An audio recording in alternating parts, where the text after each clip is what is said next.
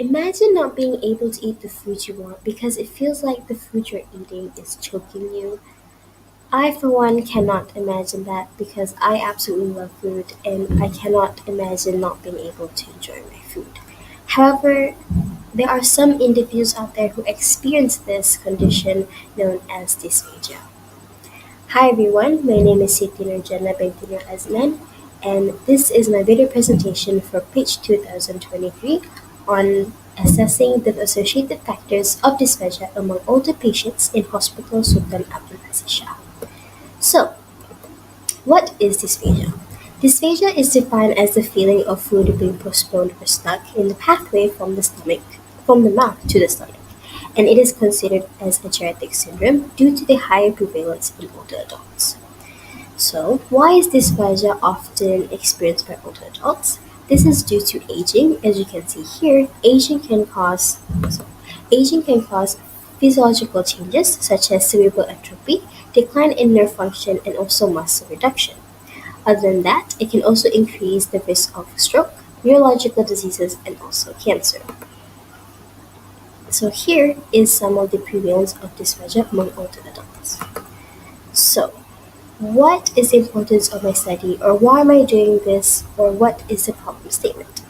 According to Medhaven et al. 2015, 5% to 72% of community dwelling older adults had difficulty swallowing and were undetected until admitted into a hospital.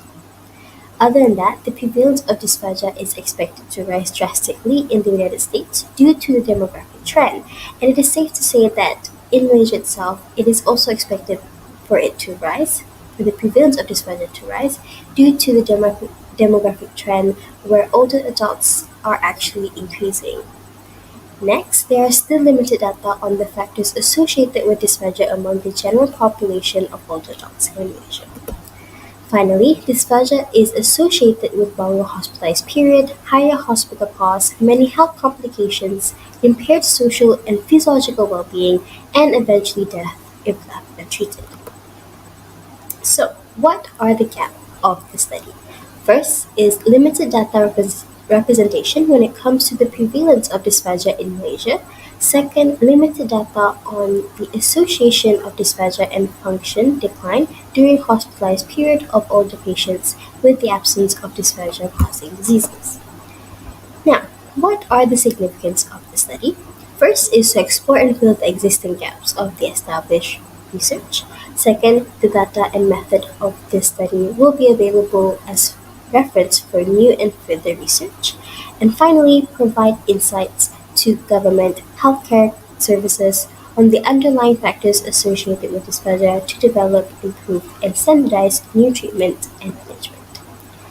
Next, what are the research questions? First, what are the characteristics of older patients in Hospital Sultan Abdul Aziz Shah, also known as HSAS, with regards to socio-demographic, medical background, anthropometry, dietary intake, risk of malnutrition, and functional status. Second, what is the number of dysphagia among older patients in HSAS? And third, are socio-demographic, medical background, anthropometry, dietary intake, risk of malnutrition, and functional status associated with dysphagia among older patients in HSAS. So this is the general objective of the research, which is to assess the factors associated with dysphagia among older patients in Hospital Sultan Abdul Aziz Shah. So this is the null hypothesis, where there is no significant association between socio-demographic, medical background, anthropometry, dietary intake, risk of malnutrition, and functional status with dysphagia among hospitalized older adults in HSAS. And here we have the conceptual framework, where this is the IV and this is the DV. Now let's move on to the methodology, where this was actually a cross-sectional study that was conducted at Hospital Sultan Abdul Aziz Shah, University of Malaysia, and this location was chosen because no study on dysphagia has been conducted. So this is the sampling design, this is the inclusion and exclusion criteria, and next we will talk about the study instrument, where questionnaire, body measurement, interview, and also reviewing medical record and the head tickets were used. So for the social demographic characteristics, questionnaire, medical record, and also interview was used for this variable. And next, we have the anthropometric measurement, where body weight was taken, as well as the height. And after that, the body mass index was calculated, and the classification of body mass index that was used was Winston. For dietary intake, we the 2 days 24 hours diet recall was used, and nutritionist pro software was used to calculate the dietary intake afterwards. Next, for the risk of malnutrition, mini malnutrition assessment, short form MNASF, was used, and this was the classification of score. And finally, for functional status, the hand grip strength test was used, and this was the cutoff value used. So, for the prevalence of dysphagia, it was actually directly obtained from the medical record and also by hand surveillance. So next is the diagnosis. The IBM SPSS Statistics Version 26 was used, and here are the objectives and also the data analysis used. So let's move on to the results. So for the first objective, which is to assess the patient's characteristics, it was found that majority was 60 to 74 years old, male, Malay, had secondary education, married, and also living with family. In terms of medical background, it was found that more than half of the subjects actually stayed in the hospital for more than 4 days, and the most prominent comorbidity was hypertension. So for dietitian referral, less than half were referred to dietitian, and more than half of subjects had inadequate energy and also protein adequacy. However, majority of subjects were actually considered as having a normal BMI, but more than half were actually at risk of malnutrition, and 76.4% had lower hand grip strength. And for the prevalence of dysphagia, it was found that out of 104 subjects, 11.5% had dysphagia. And for the final objective, which is to determine the association factors, it was found that 6 factors were significantly associated with dysphagia, which were marital status, BMI, dietitian referral, energy adequacy, protein adequacy, and also risk of malnutrition.